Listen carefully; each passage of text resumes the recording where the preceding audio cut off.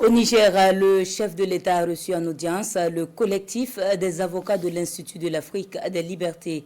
La défense de la cause de la souveraineté et de la dignité était au cœur des échanges. Le compte-rendu depuis Niamey avec Aïchatou Bawa et Mahamoudou Adamou. Fervent défenseur de la cause souverainiste des pays de la Confédération AES et du panafricanisme, Dr Franklin Nyamsi et 3 de ses collaborateurs, membres du collectif des avocats de l'Institut de l'Afrique des libertés, basé à Bamako, au Mali, et avec lesquels ils partagent la même idéologie, sont à Niamey. Ce jour 9 avril, ils ont été reçus par le général d'armée Abdraman Chani, président de la République, chef de l'État. Dr Franklin Nyamsi et son équipe sont à Niamey pour contribuer à faire la lumière sur l'affaire Mustapha Benga, le jeune Nigérien qui a trouvé la mort en septembre 2023 à l'ambassade de France au Niger.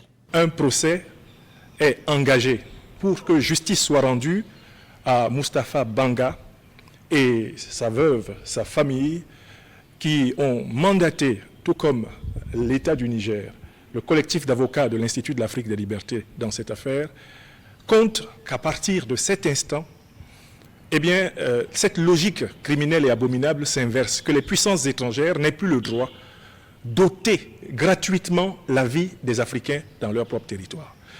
Enfin, je voudrais dire que nous sommes des Africains.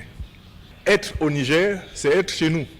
C'est une manière pour nous de manifester notre soutien, notre solidarité permanente aux populations de notre continent.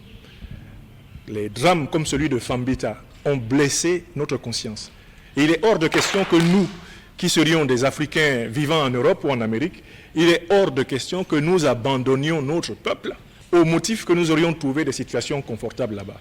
Ici, sur le perron de ce glorieux palais de la nation nigérienne, je lance un appel à toutes les intellectuels, à tous les intellectuels africains, que ce soit du Niger, de tout le continent et des diasporas, afin qu'ils se joignent à nous dans le travail de renforcement de l'éveil, le travail de renforcement des luttes d'émancipation que les présidents Abdourahmane Tiani, Assimi Goïta et Ibrahim Traoré incarnent à merveille.